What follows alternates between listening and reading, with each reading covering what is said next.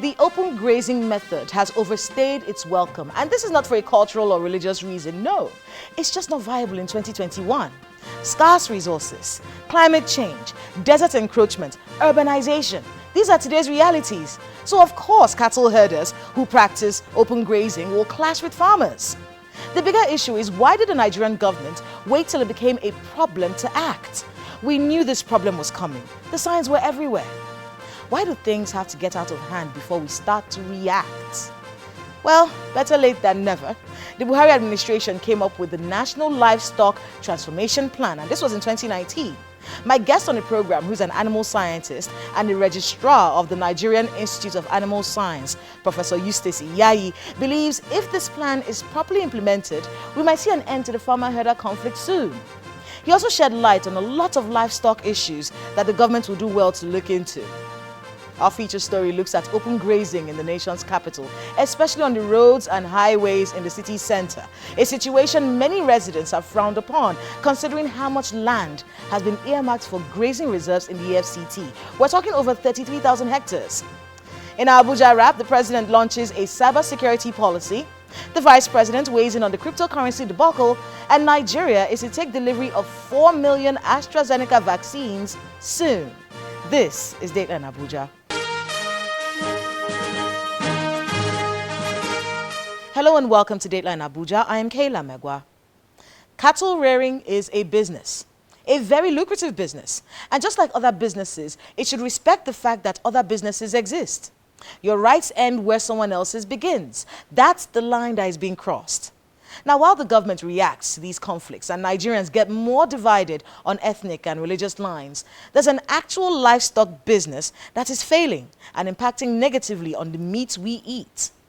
We will look at that in our feature story, but now it's time to look at the major happenings in Nigeria's seat of power. President Muhammadu Buhari is calling for an overhaul of the national strategy on cybersecurity with the aim of exploring the internet for economic growth and national security.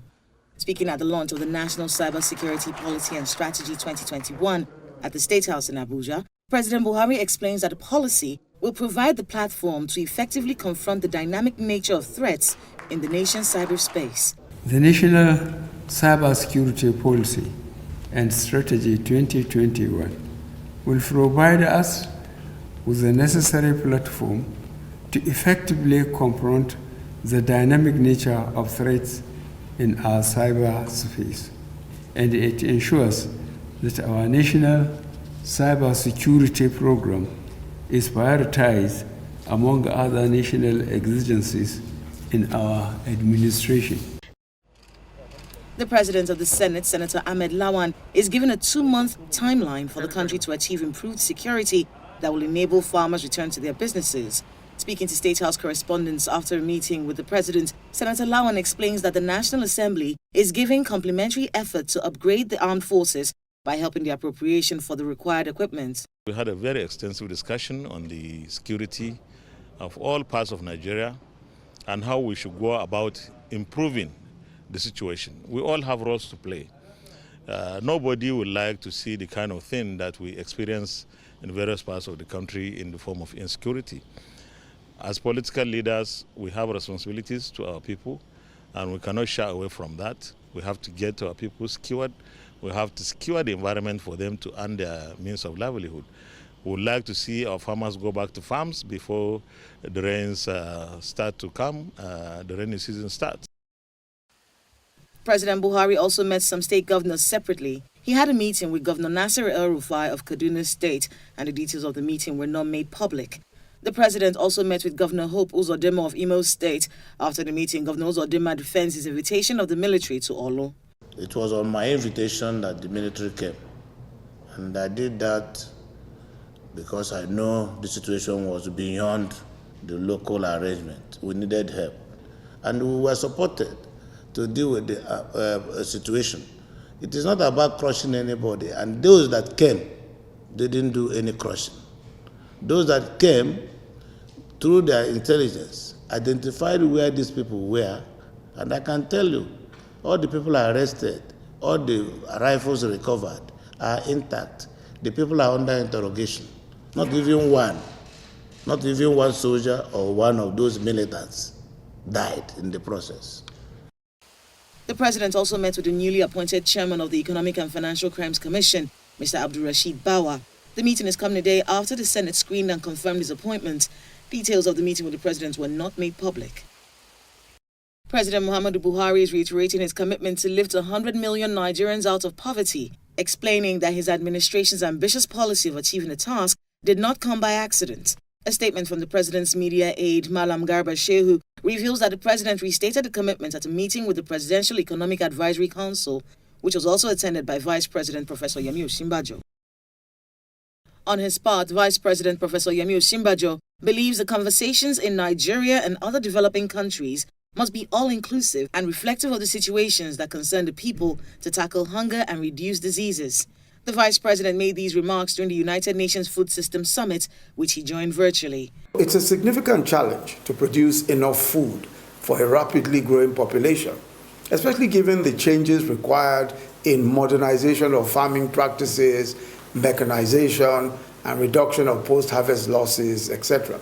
The food we produce and eat, how we produce and how we cook, how we eat, should be environmentally friendly and not destroy the environment for future generations.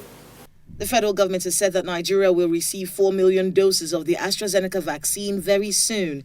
Speaking during the weekly media briefing, the chairman of the Presidential Task Force on COVID-19, Mr. Boss Mustafa, explains that a multi-sectoral machinery is being deployed to enhance the logistics to the process that have been put in place. The Presidential Task Force has been assured that Nigeria will receive the initial 4 million doses of AstraZeneca vaccines very soon, and Nigerians will be adequately informed on developments. The multi-sectoral machinery will be deployed to enhance the logistics to the last-mile administration processes that have been put in place. This will involve community mobilization, training, transportation, storage, operations, etc. It was a sad atmosphere as the remains of the 7 officers who died in a plane crash on Sunday, February 21st, 2021, were laid to rest. The burial, which took place at the military cemetery in the nation's capital, was attended by wives and children of the officers and other relatives, as well as top military officers and government officials. These intelligent and disciplined young officers and airmen flew their quota of ongoing surveillance mission in the northeast, northwest, and more recently in the north-central over Niger State and its environment, in connection with the concerted effort to secure the release of the staff and students abducted from the Government Science College, Kagara, Niger State. The loss of these confident, courageous, professional young officers and airmen must spur us not to only rededicate ourselves to the service of our nation, but also to resolve that we must relentlessly expose and fight all agents of destabilization and extremism in our society.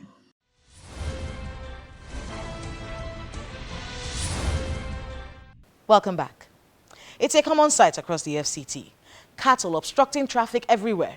I'm talking highways, byways, the federal secretariat, rural and urban centers, shopping malls, cattle everywhere.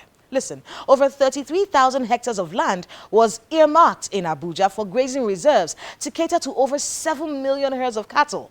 So what's going on? Why are there cattle on the street obstructing traffic and so on? Our feature story looks at the issue of open grazing in the nation's capital. The presence of cattle on the streets of the nation's capital is becoming a regular sight. They're found on the highways and the byways, obstructing vehicular and human movements.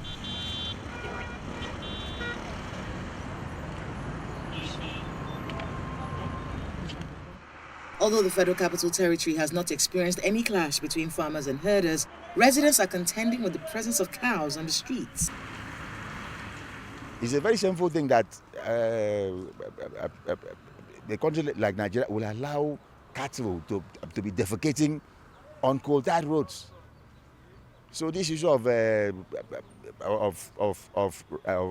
ranch establishment or preparing a grazing ground for them should be seriously looked into. And the Minister for Federal Capital Territory should also think fast. Abuja should be a pride. It should be a clean place. Not a place where you walk on the street and you be jumping cow waste on the road. Yes? All this cow you are seeing around belongs to the bourgeois, belongs to the big men. So since it belongs to the big men, what are we going to do? But the people that are busy hawking all around, they don't belong to anybody. They do not belong to anybody. That is why, you see. So me, for that, I don't even support all these caturara or anything. So if they have anything to do, they should do, but they should not be beating around the bush. Cattle grazing is restricted to the satellite towns. They're not allowed in the federal capital city. However, residents continue to experience the menace on their way to work and in their neighborhoods. The Abuja Environmental Protection Board is charged with the responsibility of ensuring that the cattle are not allowed into any of the districts within the federal capital city. But that has not yielded much result. We have reduced them to an appreciable level. So, if we had not been arresting them, you cannot even drive your car in the FCT. There are so many of them, more than hundreds of thousands of Fulanis in the FCT. But because we've been arresting them, prosecuting them, that's why you see the number has gone down drastically. And we are continuing. We can't finish the whole battle in one day. But gradually they will leave. And grazing within the city is not allowed. It's restricted. They should go to where they are allowed to do, outskirts of the city. They should not come to the express and graze. What will they even? There is not even food at the express. Roads have been constructed. They are only destroying our flowers and defecating on the road. Over 33,000 hectares of land have been earmarked for grazing reserves in the FCT. Statistics from the FCDA reveal that the grazing reserves are expected to cater for about 7 million herds of cattle. The reserves are spread across the 4 area councils, including Paikonkore in Gwagwalada Area Council with 8,500 hectares, Wasakarshi under the Abuja Municipal Area Council with 6,000 hectares, Kawu in the Buhari Area Councils with 9,000 hectares, and Rubochi in the Kuje Area Council with 9,985 hectares. However, the Miyetti Allah Cattle Breeders Association of Nigeria have their concerns about the grazing reserves. You know, the Fulani in Abuja, Fulani of Abuja, 80% or 90% of them are found in Abuja here. They are indigenous, among the indigenous people of Abuja here. So it is not easy to send them out of this place. So this area, as far as we are concerned, within the extreme city, as I mentioned, is going to be very free from any cattle rearings within that area I have mentioned. I have not been called for any meetings as to the issue of ranching, but we so much believe and we have the confidence if there is anything like that, the government of FCT will intimate us and will call us for discussion as stakeholders. The FCT administration says it has entered into discussions with investors and development partners on the establishment of value chain ventures in the livestock subsector, so as to develop needed infrastructure for the development of the grazing reserves. You know, we are still preparing their grazing reserve. There's a grazing reserve that is the minister has allocated for these Fulanis. And we are still fixing that place. And you know, because of the security issue, these Fulanis, some of them are not bandits. And they are also being attacked by their targets, bandit targets, because they rustle their cows. So some of these Fulanis are not bandits, and once they enter that place where it's reserved for them, the other bandits will now come and kill them and take away their animals. The federal government's desire to provide security in all agro-allied ventures, including grazing areas, farmlands, and ranches, led to the training of these officials of the Nigerian Security and Civil Defense Corps. This is being done in states across the country. In the Federal Capital Territory, 55 personnel of the Corps were deployed in the first phase. 70 other officers are presently being trained to be part of the unit in the second phase.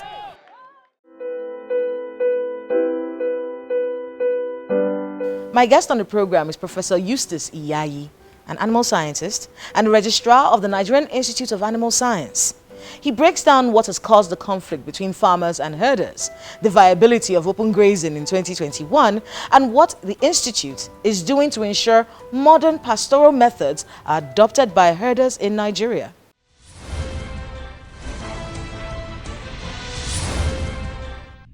Professor Iyayi, welcome to Dateline. Thank you. All right, let's talk a bit about the situation in the country. You know, you're a professor of animal science.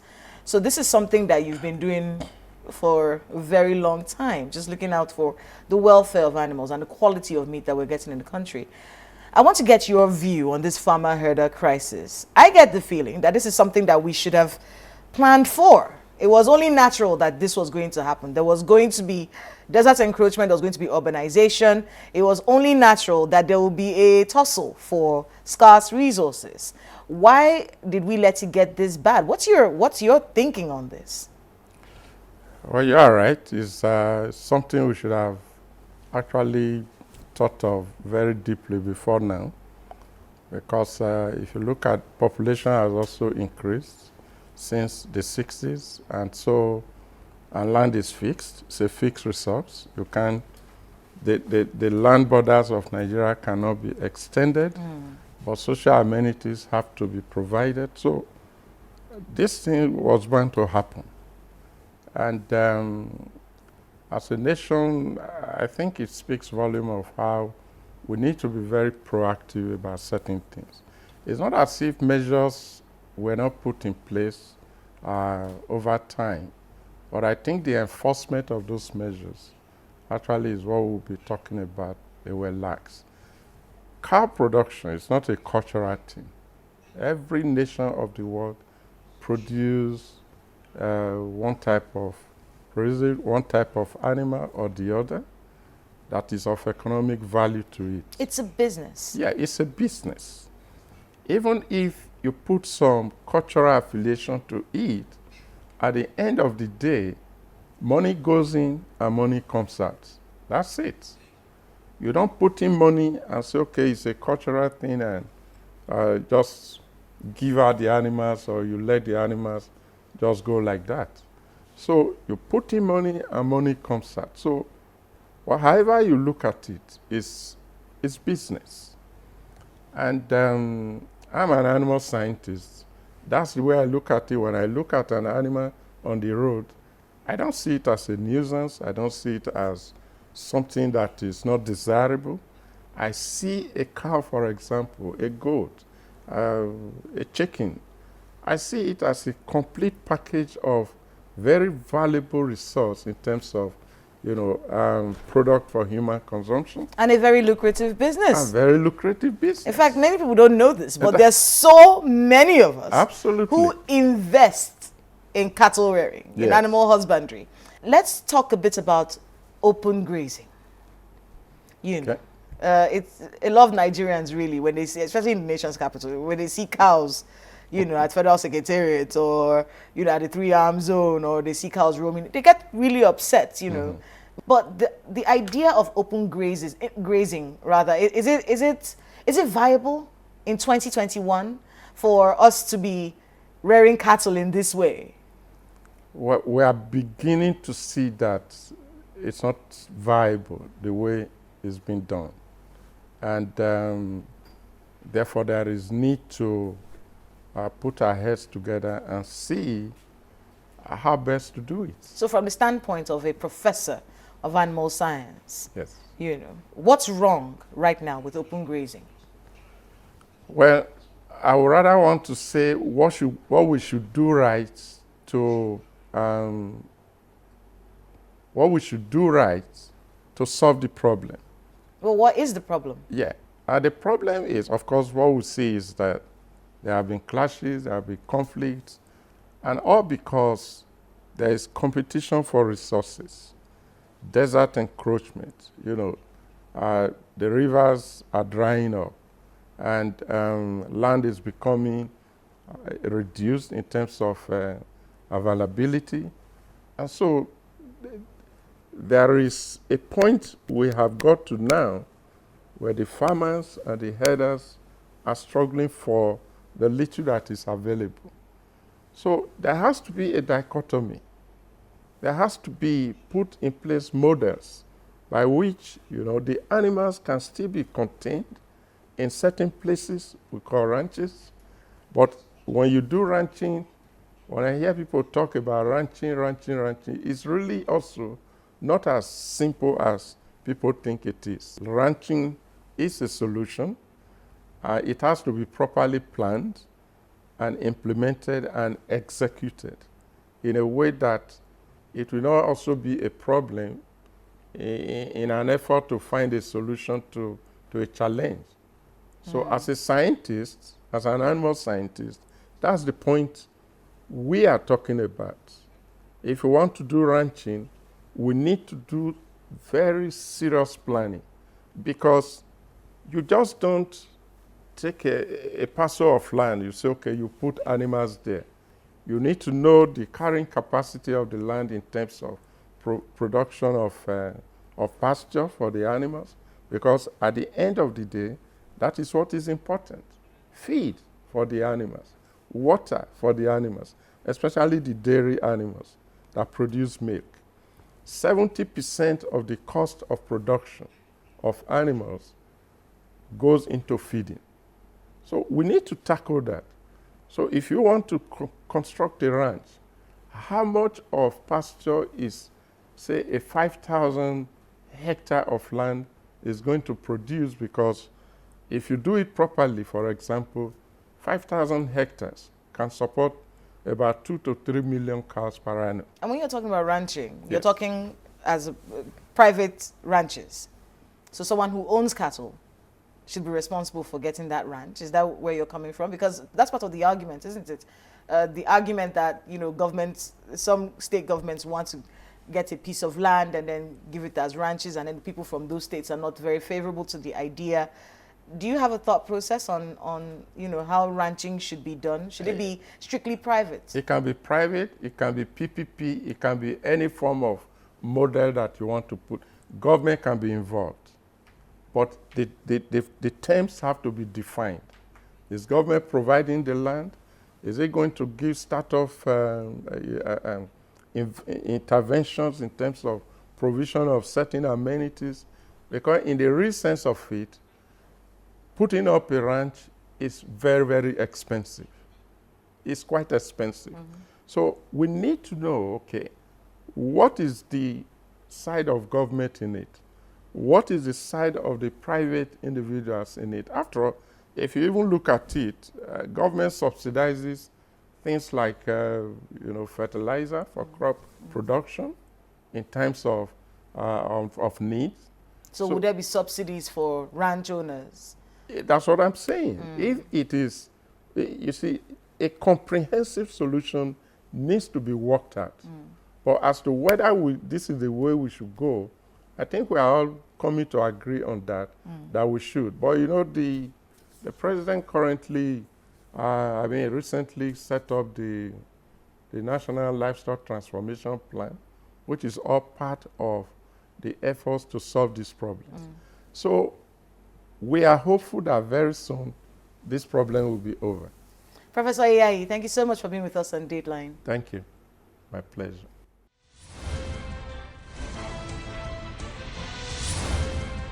Is the Nigerian Institute of Animal Science doing enough to educate herders on modern pastoral methods?